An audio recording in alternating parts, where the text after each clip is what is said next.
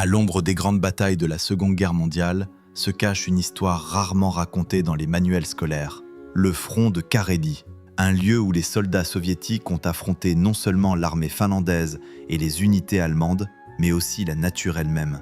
Ici, au milieu des étendues de neige infinies et des forêts impénétrables, se déroulait une guerre propre, dure, impitoyable et presque oubliée. Le thermomètre descendait jusqu'à 40 degrés sous zéro, et la nuit polaire durait des mois, transformant les combats en une véritable épreuve de l'esprit humain. Le flanc nord du front soviéto-allemand s'étendait sur des centaines de kilomètres de la mer de Barents au lac Ladoga. C'est là que se décidait le sort d'installations stratégiquement importantes. Le port libre de glace de Mourmansk, par lequel transitaient les livraisons de Prébaï, et le chemin de fer de Kirov, la seule artère de transport reliant le centre du pays à la péninsule de Kola. Cette guerre était menée non seulement pour des territoires, mais aussi pour la survie dans des conditions où la nature devenait le troisième participant au conflit, souvent plus impitoyable que l'ennemi lui-même. Le 17 septembre 1939, les troupes soviétiques sont entrées sur le territoire de la Pologne orientale. 2 mois seulement plus tard, le 30 novembre, a commencé la guerre soviéto-finlandaise, connue sous le nom de guerre d'hiver. Cette campagne courte mais sanglante fut le prélude à la future confrontation sur le front de Carélie. L'armée finlandaise, inférieure en nombre et en armement, a fait preuve d'une étonnante ténacité. Les troupes soviétiques, malgré leur victoire finale, ont subi des pertes disproportionnellement lourdes. La paix, conclue en mars 40, a laissé aux deux parties un sentiment d'inachèvement. La Finlande a perdu 10% de ses territoires, y compris une partie de l'isthme de Carélie et la région de Vyborg. 400 000 Finlandais ont été contraints de quitter leur foyer et de se déplacer à l'intérieur du pays. L'amertume de la défaite et des pertes territoriales s'est profondément enracinée dans la société finlandaise. Un mouvement est né pour le retour des terres perdues, connu sous le nom de question carélienne. L'Union soviétique, à son tour, a renforcé ses positions en éloignant la frontière de Leningrad, mais a acquis une réputation d'agresseur, ce qui a conduit à son exclusion de la Société des Nations. La tension entre les pays a persisté, malgré la cessation formelle des hostilités. Lorsque l'Allemagne a commencé à préparer l'opération Barbarossa, la Finlande est apparue comme un allié naturel. Le commandement allemand y voyait une tête de pont pour l'offensive dans la direction nord. Les Finlandais, de leur côté, considéraient la coopération avec le Troisième Reich comme une chance de récupérer les territoires perdus. Dès l'automne 40, les troupes allemandes ont obtenu le droit de transit par le territoire finlandais vers la Norvège. En secret de l'URSS, le transfert d'unités allemandes vers le nord de la Finlande a commencé. La direction finlandaise, dirigée par le maréchal Mannerheim, élaborait des plans non seulement pour la récupération des territoires perdus, mais aussi pour la création d'une quad 2 par l'annexion de la Carélie orientale. Ce projet supposait l'unification de tous les peuples finno-ougriens sous le drapeau finlandais. Le 22 juin 1941, l'Allemagne a attaqué l'Union soviétique. La Finlande a initialement déclaré sa neutralité, mais dès le 25 juin, les troupes finlandaises sont entrées en guerre sous prétexte de répondre aux bombardements soviétiques. C'est le début de la soi-disant guerre de continuation, le deuxième acte de la confrontation soviéto-finlandaise. Le front de Carélie est devenu une réalité. L'armée finlandaise, ayant tiré les leçons de la guerre d'hiver, était maintenant mieux armée et préparée. Les troupes allemandes, stationnées en Laponie, se préparaient à l'offensive sur Mourmansk. L'Union soviétique était menacée de perdre des territoires stratégiquement importants du Nord et un port clé par lequel les cargaisons de Prébaï commenceraient bientôt à arriver. C'est ainsi que le feu de la guerre s'est allumé dans le nord de l'Europe, qui allait couver pendant de longues 4 années. Le 23 août 1941, le quartier général du commandement suprême décida de créer le front de Carélie. Cette décision forcée répondait à l'avancée rapide de l'ennemi dans la direction nord. La nouvelle formation opérative stratégique était constituée des troupes du front du Nord dissous qui ne parvenaient plus à gérer les forces sur l'immense étendue allant de la mer de Barents au lac Ladoga. La ligne de confrontation s'étirait sur plus de 1000 km. C'était la plus longue ligne de front de tous les fronts soviétiques de la Grande Guerre patriotique. Le général de corps d'armée Valerian Alexandrovitch Frolov, un chef militaire expérimenté qui s'était déjà distingué pendant la guerre d'hiver, fut nommé premier commandant du front de Carélie. Sous sa direction, Le front devait non seulement arrêter l'offensive ennemie, mais aussi protéger des objectifs stratégiquement importants, Mourmansk et la voie ferrée de Kirov. En février 1942, le général Kirill Afanassievitch Meretskov prit le commandement, qu'il conserva jusqu'à la dissolution du front en novembre 1944. La structure du front de Carélie reflétait la complexité des tâches auxquelles était confronté le commandement soviétique. Il comprenait les 14e et 7e armées, opérant dans la direction de Mourmansk contre les troupes allemandes, les 23e et 26e armées, opposées aux Finlandais dans les directions de Petrozavodsk et de Medveyegorsk, ainsi que la flotte du Nord, assurant la protection des communications maritimes. Les unités des troupes frontalières du NKVD jouaient un rôle particulier, non seulement en gardant la frontière de l'État, mais aussi en menant une lutte active contre les groupes de sabotage ennemis. L'unicité du front de Carélie résidait dans les conditions de combat exceptionnellement difficiles. Le climat rigoureux de l'Arctique et de la Carélie, avec ses gels prolongés et ses congères, les courtes journées d'hiver et la nuit polaire, le relief difficile, tout cela créait d'énormes difficultés pour les troupes. Les marais, les lacs, les forêts denses et les hauteurs rocheuses rendaient le déplacement des équipements lourds pratiquement impossible dans de nombreuses zones. Le réseau routier était extrêmement sous-développé, seulement quelques routes goudronnées et une seule ligne de chemin de fer. Cela obligeait le commandement à chercher des solutions non conventionnelles pour l'approvisionnement des troupes et la conduite des opérations. Les soldats soviétiques devaient non seulement combattre l'ennemi, mais aussi lutter contre la nature. En hiver, la température descendait jusqu'à 40 degrés en dessous de zéro, et en été, il fallait traverser des marais impraticables et des forêts denses, infestées de moustiques et de mouches noires. Pour des actions réussies dans de telles conditions, des unités spécialisées étaient créées, des bataillons de skieurs, des attelages de rennes et de chiens pour le transport de marchandises, des groupes de reconnaissance entraînés à la survie dans des conditions extrêmes. Une autre particularité du front de Carélie fut la stabilité relative de la ligne de contact avec l'ennemi. Après les combats actifs de 41, début 42, le front se stabilisa pendant une longue période. Cela était dû à la fois au terrain difficile et au fait qu'aucune des parties ne disposait de forces suffisantes pour une offensive décisive. Le commandement soviétique fut contraint de transférer une partie importante des réserves vers des secteurs plus critiques du front soviéto-allemand, et les troupes finno-allemandes avaient épuisé leur potentiel offensif. Mais cette stabilité était trompeuse. Sur le front de Carélie, une guerre de renseignement et de sabotage active se poursuivait, les combats locaux pour l'amélioration des positions ne cessaient pas, et la chasse aux tireurs d'élite était pratiquée. L'alliance de l'armée finlandaise avec la Wehrmacht a commencé à se former bien avant l'attaque contre l'Union soviétique. Dès l'automne 1940, une délégation militaire allemande arriva à Helsinki pour discuter d'une éventuelle coopération. En mai 1941, les plans étaient détaillés.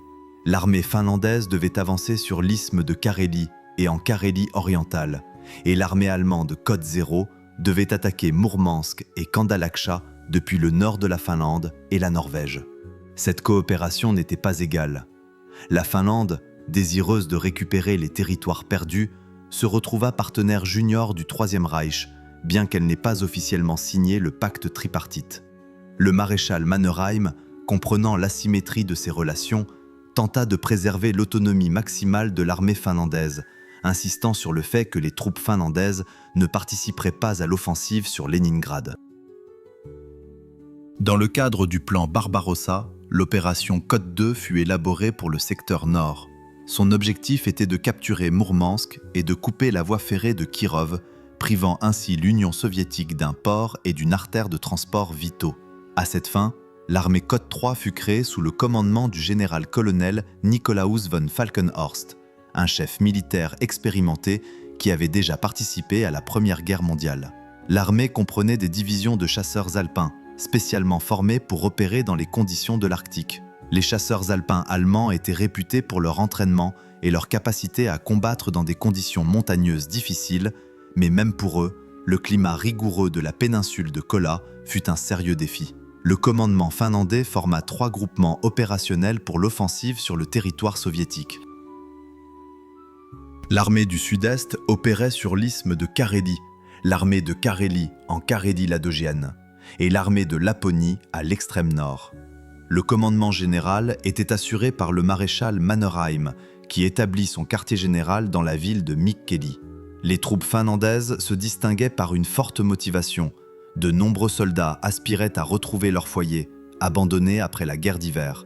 De plus, l'armée finlandaise était bien adaptée aux opérations de combat dans les forêts du Nord. Les skieurs finlandais pouvaient se déplacer rapidement et silencieusement sur les terrains enneigés, tendant des embuscades et menant des raids soudains. La tactique des troupes germano-finlandaises sur le front de Carélie avait ses particularités. Dans les conditions de terrain difficiles et de climat rigoureux, l'accent était mis sur les actions de manœuvre de petits groupes mobiles. Des manœuvres de contournement étaient largement utilisées, où l'ennemi était bloqué de front, tandis que les forces principales frappaient par les flancs ou l'arrière. Des moyens d'ingénierie spéciaux étaient utilisés pour franchir les obstacles d'eau et les marais, pontons, chaussées, plaquelage en bois. En hiver, les unités de ski étaient activement utilisées, ainsi que les attelages de rennes et de chiens pour le transport des marchandises. L'offensive des troupes germano-finlandaises à l'été 1941 se développa initialement avec succès. Les Finlandais récupérèrent rapidement les territoires perdus lors de la guerre d'hiver et pénétrèrent profondément en Carélie soviétique. L'armée allemande, Norvège, commença son offensive en direction de Mourmansk, mais se heurta à une résistance acharnée des troupes soviétiques. Malgré leur supériorité numérique, les Allemands ne parvinrent pas à capturer Mourmansk et à couper la voie ferrée de Kirov. À l'automne 1941, l'offensive s'essouffla et la ligne de front se stabilisa. Le commandement germano-finlandais avait sous-estimé la force de la résistance soviétique et la difficulté de mener des opérations de combat dans les conditions de l'Arctique. La nature rigoureuse du Nord devint l'allié des troupes soviétiques, transformant la guerre sur le front de Carélie en un affrontement prolongé où aucune des parties ne pouvait obtenir un avantage décisif. La guerre sur le front de Carélie fut un véritable combat contre la nature. Ici, les soldats soviétiques devaient affronter non seulement les troupes finlandaises et allemandes, mais aussi le climat le plus rigoureux de la planète. Des températures de moins 40 degrés étaient monnaie courante, et la nuit polaire, qui durait des mois, transformait les opérations de combat en une véritable épreuve pour l'esprit humain et l'équipement militaire. Lorsque la colonne de mercure descendait en dessous de 30 degrés de gel, absolument tout gelait. La graisse dans les armes, le carburant dans les réservoirs, les huiles moteurs dans les moteurs. Les soldats étaient contraints de garder constamment leurs fusils sous leurs vêtements, les réchauffant avec la chaleur de leur propre corps. Les chars et les voitures devaient être réchauffés toutes les 2 heures pour éviter que les moteurs ne tombent en panne. Pour ce faire, on allumait des feux sous les véhicules où on utilisait des réchauffeurs spéciaux. La nuit polaire créait des conditions de combat particulières. Pendant plusieurs mois, le soleil ne se montrait pas à l'horizon et les troupes opéraient dans une obscurité constante, seulement occasionnellement éclairée par les aurores boréales ou le clair de lune se reflétant sur la neige. Cela exigeait des compétences d'orientation particulières et des tactiques spécifiques. Le commandement soviétique a rapidement compris que dans de telles conditions, les méthodes de guerre classiques étaient inefficaces et a développé des approches uniques pour les opérations de combat.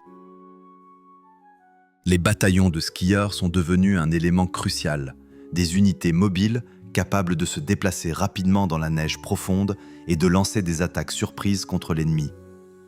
Les skieurs soviétiques, vêtus de combinaisons de camouflage blanches, devenaient pratiquement invisibles dans le paysage enneigé.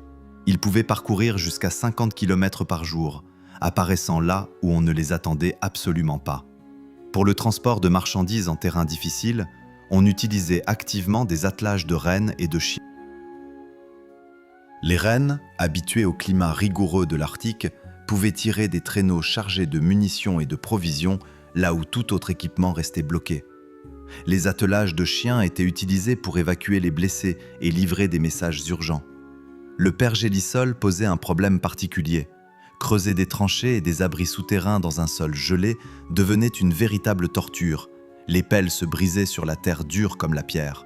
Pour résoudre ce problème, on utilisait des feux pour réchauffer les zones de terre avant de creuser, ainsi que des explosifs. Souvent, au lieu des abris souterrains traditionnels, on construisait des abris de surface en rondins, en les isolant avec de la mousse et de la neige.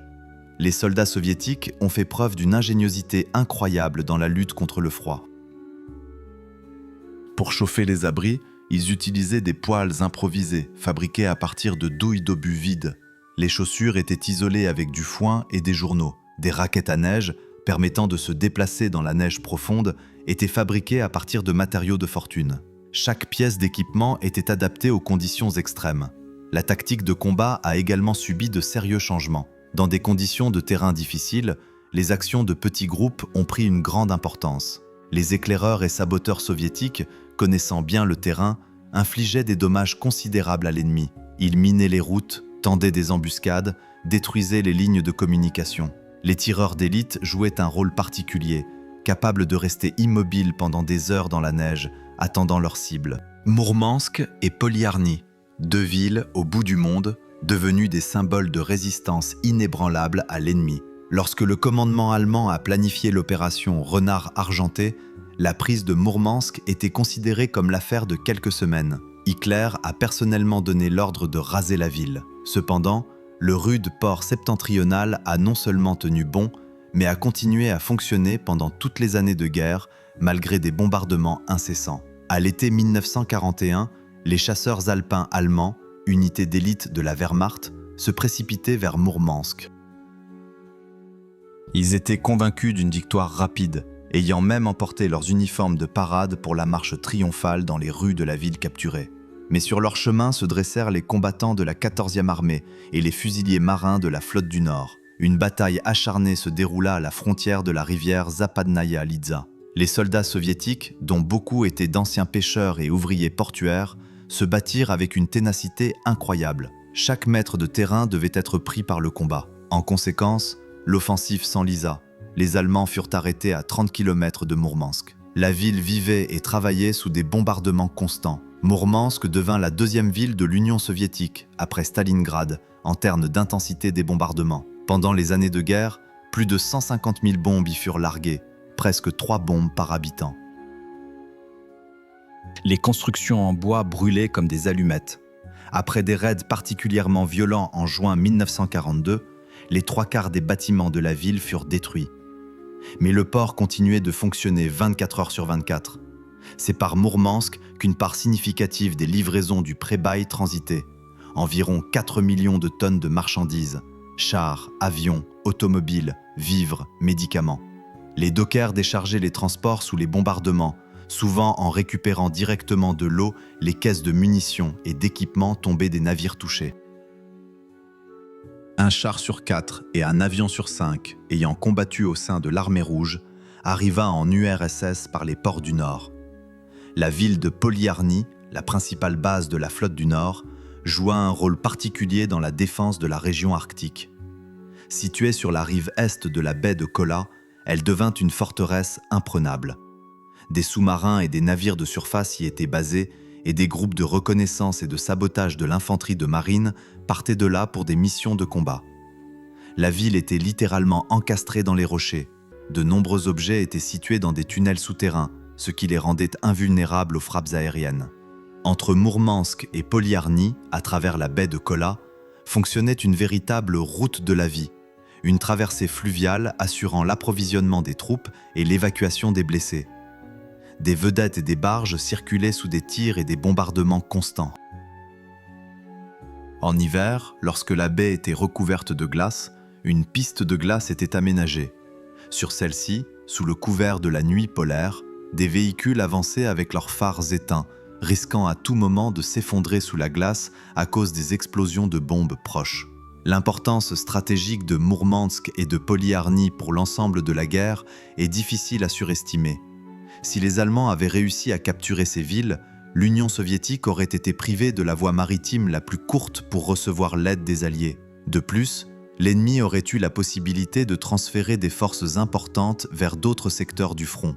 La défense héroïque de l'Arctique a immobilisé un important groupement de troupes germano-finlandaises, les empêchant de développer leur succès dans d'autres directions. La survie dans les conditions du front de Carélie exigeait des combattants des compétences particulières et une volonté inflexible.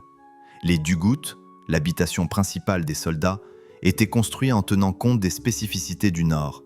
Ils étaient creusés dans la terre gelée sur pas plus d'un demi-mètre, et la partie principale était construite au-dessus de la surface en rondins, renforçant les murs avec des pierres et du gazon. À l'intérieur, on installait des poêles de fortune en boîte de conserve ou en douilles d'obus d'artillerie. Ils étaient chauffés 24 heures sur 24. Si le feu s'éteignait, tout à l'intérieur se couvrait de givre. Pour conserver la chaleur, les entrées étaient munies de vestibules et recouvertes de ponchos ou de peaux d'animaux. L'alimentation posait un problème particulier. La nourriture chaude était livrée des cuisines de campagne dans des thermos, mais elle refroidissait en quelques minutes. Le pain se transformait en pierre, les conserves gelaient et le thé se couvrait d'une croûte de glace directement dans les tasses. Les combattants portaient des biscottes sous leurs chemises pour les ramollir un tant soit peu avant de manger. Sur les positions avancées, les soldats faisaient fondre la neige dans leurs casques, ajoutant des biscottes et du sucre à l'eau, ce qui donnait une bouillie nutritive leur permettant de maintenir leur force. La lutte contre les engelures devint une tâche quotidienne. Les soldats enveloppaient leurs pieds de journaux et de chiffons, remplissaient leurs bottes de mousse sèche et d'herbe. Les valenki, bottes de feutre, quand ils en avaient, valaient de l'or. Pour protéger leur visage du vent, les combattants enduisaient leur peau de graisse, découpaient dans des ponchos des masques de fortune avec des fentes pour les yeux. Il était interdit aux sentinelles de rester immobiles.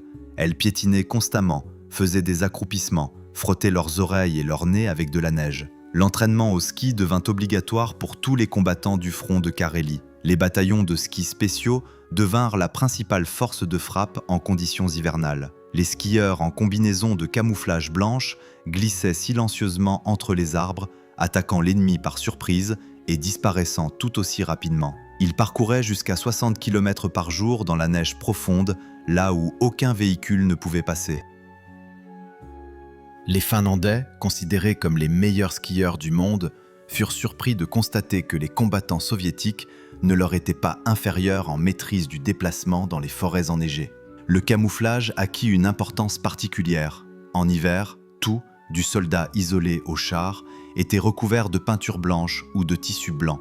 En été, on utilisait des branches d'arbres et de la mousse. Les tireurs d'élite restaient immobiles pendant des heures dans la neige, se fondant dans le paysage environnant. Ils créaient des costumes spéciaux en cousant sur une base blanche des bandes d'écorce de bouleau et des touffes d'herbe. La pression psychologique de la nuit polaire et du froid constant était un ennemi non moins dangereux que les Finlandais et les Allemands. Lorsque le soleil n'apparaît pas au-dessus de l'horizon pendant des mois et que le gel entrave les mouvements, maintenir le moral devient incroyablement difficile. Les commandants le comprenaient et s'efforçaient de maintenir l'optimisme chez les soldats. Ils organisaient des concerts amateurs directement dans les dugouts, des compétitions de ski, encourageaient la publication de journaux manuscrits et de feuilles de combat. Pendant les rares moments de calme, les combattants se rassemblaient près du poêle, écoutaient un phonographe s'il y en avait un, écrivaient des lettres à la maison avec des crayons, l'encre gelée.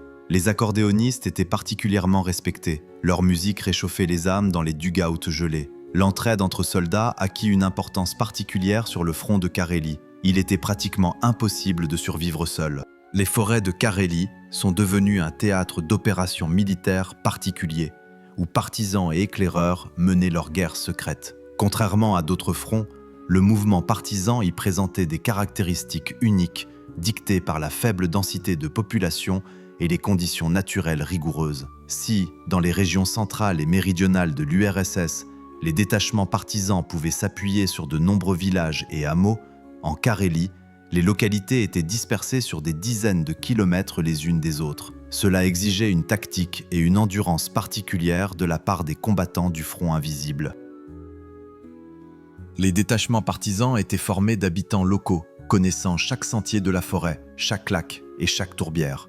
Caréliens, Finnois-Ingriens, Pomors russes, tous devenaient une force redoutable à l'arrière de l'ennemi.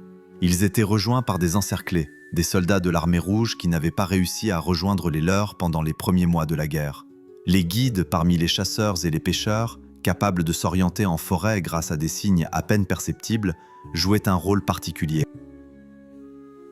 En hiver, les partisans se déplaçaient à ski, parcourant jusqu'à 50 km par jour. En été, ils utilisaient des canoës monoxyles, glissant silencieusement sur les nombreux lacs et rivières. Les bases étaient établies sur des îles au milieu des tourbières ou dans des clairières forestières isolées. Ces lieux étaient appelés « Côte Zéro ». Leurs coordonnées n'étaient connues que des vengeurs du peuple eux-mêmes et du commandement du front. Les raids du détachement polyarnique, sous le commandement de Dimitri Podopliokine, sont devenus légendaires. Ces combattants effectuaient des marches de plusieurs jours à l'arrière de l'ennemi, attaquant les garnisons et les communications. Une fois, ils ont parcouru plus de 300 km en territoire ennemi, détruisant plusieurs dépôts et s'emparant de documents précieux. Ils sont revenus littéralement en rampant. Les blessés étaient transportés sur des brancards improvisés. Ils se nourrissaient d'écorces et de baies. Mais la mission a été accomplie. Les éclaireurs ont inscrit une page spéciale dans l'histoire de la guerre partisane.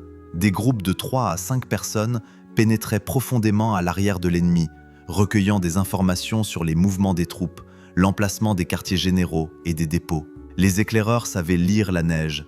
À partir de traces à peine visibles, ils déterminaient le nombre de soldats passés, le type d'équipement et l'heure de son passage. Ils pouvaient observer un objectif pendant des semaines, enfoui dans la neige et se nourrissant de biscottes et de lard congelé. Des méthodes de camouflage uniques ont été développées spécifiquement pour les conditions caréliennes. En hiver, les éclaireurs portaient des combinaisons de camouflage blanches avec des morceaux d'écorce de bouleau et des branches de sapin cousues, les rendant invisibles dans le paysage de la forêt enneigée. En été, ils utilisaient des costumes spéciaux imitant la mousse et le lichen. Pour observer l'ennemi, ils construisaient des postes d'observation camouflés dans les arbres, d'où ils pouvaient surveiller pendant des heures une route ou une garnison. L'interaction avec la population locale exigeait une prudence particulière. Peu d'habitants restaient dans les villages caréliens, principalement des personnes âgées, des femmes et des enfants. Nombre d'entre eux aidaient secrètement les partisans, transmettant des informations et des provisions. Cela entraînait une punition sévère. Les occupants finlandais et allemands réprimaient impitoyablement ceux qu'ils soupçonnaient de lien avec les fantômes des forêts. Les partisans et les éclaireurs infligeaient des pertes importantes à l'ennemi. Ils minaient les routes, faisaient sauter les ponts, perturbaient les lignes de communication. Les attaques contre les communications ferroviaires étaient particulièrement efficaces. Le dynamitage d'un seul train de munitions ou de carburant pouvait paralyser l'approvisionnement de toute une section du front pendant plusieurs jours. Les commandements finlandais et allemands ont été contraints de détourner des forces importantes pour la protection des arrières, de créer des unités spéciales pour lutter contre les partisans.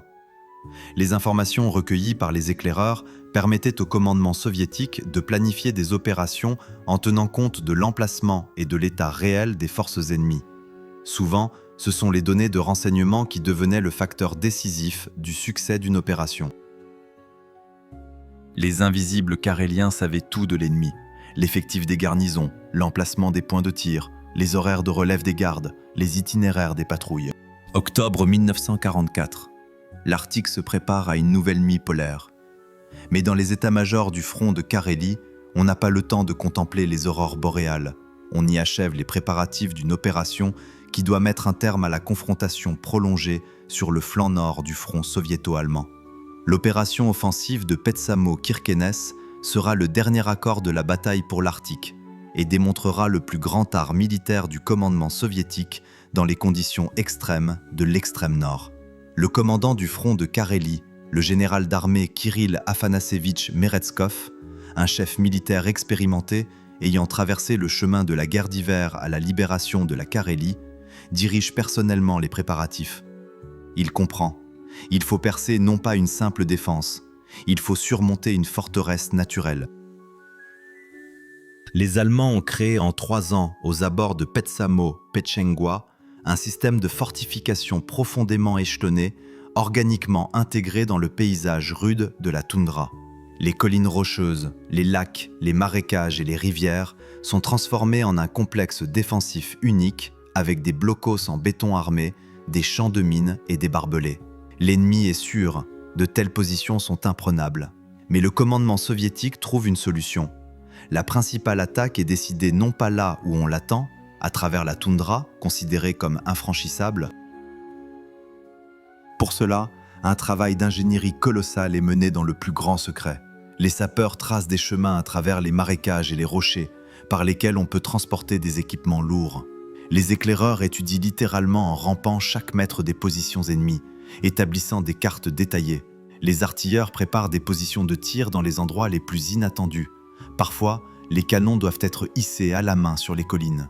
Le 7 octobre 1944, après une puissante préparation d'artillerie, les troupes de la 14e armée passent à l'offensive. Le coup est si inattendu et puissant qu'à la fin de la journée, les unités avancées progressent de 6 km dans la défense allemande. Les hitlériens, qui considéraient leur position comme imprenable, sont démoralisés. Les Marines de la flotte du Nord jouent un rôle particulier. Les débarquements, effectués à l'arrière de l'ennemi, s'emparent des nœuds routiers les plus importants, coupant les voies de retraite. La légendaire unité du capitaine Leonov, après une marche forcée nocturne à travers la toundra, attaque soudainement le port de Linakamari, la principale porte maritime de Petsamo. Les Allemands n'ont même pas le temps de faire sauter les installations portuaires. Les troupes soviétiques démontrent une étonnante capacité de manœuvre dans des conditions où, apparemment, la manœuvre est impossible. Les unités de chars contournent les nœuds de résistance fortifiés par les plateaux rocheux. L'artillerie change de position avec une rapidité incroyable. L'infanterie s'infiltre à travers des zones apparemment infranchissables. Le 12 octobre, Luostari est libéré et le 15, Petsamo, Petchengua. Mais le commandement soviétique ne s'arrête pas là. En développant l'offensive, les troupes du front de Carélie entrent sur le territoire norvégien. Le 25 octobre, Kirkenes est libérée, la première ville d'Europe occidentale où les troupes soviétiques sont entrées par l'Est. L'opération Petsamo-Kirkenes s'est achevée par la défaite totale du 20e corps de montagne de la Wehrmacht. L'ennemi a perdu plus de 30 000 soldats et officiers, une énorme quantité d'équipements et d'armements. Les troupes soviétiques ont libéré la région de Petchengua, des terres russes ancestrales, perdues après la Première Guerre mondiale. Pour la Finlande, déjà sortie de la guerre à ce moment-là, cela signifiait la perte définitive de l'accès à la mer de Barents. Pour la Norvège, le début de la libération de l'occupation nazie. Pour l'Union soviétique, la garantie de la sécurité des frontières nord et du port stratégiquement important de Mourmansk. Cette opération a démontré le plus haut niveau de l'art militaire soviétique. Dans les conditions de l'Arctique, où apparemment il était impossible de mener des opérations offensives de grande envergure, un groupement ennemi considéré comme invulnérable a été écrasé. L'opération Petsamo-Kirkenes est devenue un tournant dans l'histoire du front de Carélie et une conclusion digne de la longue lutte dans les neiges du Nord.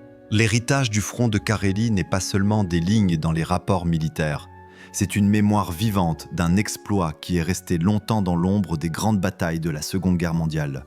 Les pertes y furent énormes des deux côtés. L'Union soviétique a perdu sur le front de Carélie plus de 200 000 hommes tués, blessés et disparus. Les pertes finlandaises s'élevèrent à environ 100 000 et les pertes allemandes à plus de 60 000. Derrière les chiffres arides des statistiques se cachent les destins d'hommes qui ont combattu dans les conditions extrêmes du Nord, où l'ennemi n'était pas seulement l'adversaire, mais aussi la nature elle-même. Pourquoi l'histoire de ce front est-elle restée en marge de l'attention publique ? Il y a plusieurs raisons. Le front de Carélie n'a pas connu de bataille d'une telle ampleur que Stalingrad ou Koursk. Il n'y avait pas ici de milliers de pointes de chars déchirant les défenses ennemies. La guerre au nord avait son propre caractère, positionnel, épuisant, avec des combats locaux mais extrêmement féroces. De plus, après la guerre, les relations avec la Finlande sont devenues spéciales. Le pays n'est pas entré dans le camp socialiste, mais a maintenu de bonnes relations de voisinage avec l'URSS. La politique de finlandisation exigeait une approche délicate envers l'ancien adversaire, ce qui a également affecté la couverture des événements du front de Carélie. Aujourd'hui, la mémoire de la guerre du Nord revient progressivement. À Mourmansk s'élève un monument de 35 mètres, le célèbre devenu le symbole de la ville. À Petrozavodsk, il existe un musée du front de Carélie, où sont rassemblés des milliers d'expositions racontant les combats dans les forêts caréliennes. Le long de l'ancienne ligne de front, des monuments et des plaques commémoratives marquent les lieux de batailles acharnées. Les unités de recherche jouent un rôle particulier dans la préservation de la mémoire. Chaque année, des centaines d'enthousiastes se rendent dans les forêts de Carélie et sur les collines de l'Arctique pour retrouver et enterrer avec les honneurs les restes des combattants tombés. Le travail des chercheurs a permis de ramener de l'oubli des milliers de noms, considérés comme disparus. Les marais et les rochers de Carélie conservent encore les traces de la guerre. Des casques rouillés, des fusils, des douilles, et parfois des zones fortifiées entières, conservées dans leur état d'origine grâce au climat rigoureux. Les relations russo-finlandaises actuelles sont construites en tenant compte des leçons du passé, les événements commémoratifs conjoints, l'échange de documents d'archives, les conférences scientifiques, tout cela contribue à une compréhension objective des événements des années de guerre. En Finlande, il existe également des musées dédiés à la Cote 3, comme ils appellent là-bas les événements de 41 à 44. L'importance stratégique du front de Carélie pour le déroulement général de la guerre est difficile à surestimer. Le maintien de Mourmansk a assuré un approvisionnement ininterrompu en cargaison de prébailles, chars, avions, nourriture, sans lesquels la victoire aurait été beaucoup plus difficile. Le fait d'immobiliser d'importantes forces ennemies au nord a empêché le commandement allemand de renforcer d'autres directions au moment critique de la guerre. Enfin, l'expérience de la conduite des opérations de combat dans les conditions extrêmes de l'Arctique est devenue une contribution inestimable au développement de l'art militaire. L'histoire du front de Carélie n'est pas seulement un récit de bataille et d'opérations. C'est un récit du courage et de la résilience des hommes qui ont réussi à tenir là où il semblait impossible de tenir. C'est une leçon de l'interaction de l'homme avec une nature rude, qui pouvait être un ennemi mortel ou un allié fiable. C'est, enfin, un rappel que la guerre ne connaît pas de petits fronts et d'exploits insignifiants. Chaque secteur de la grande confrontation a contribué à la victoire commune.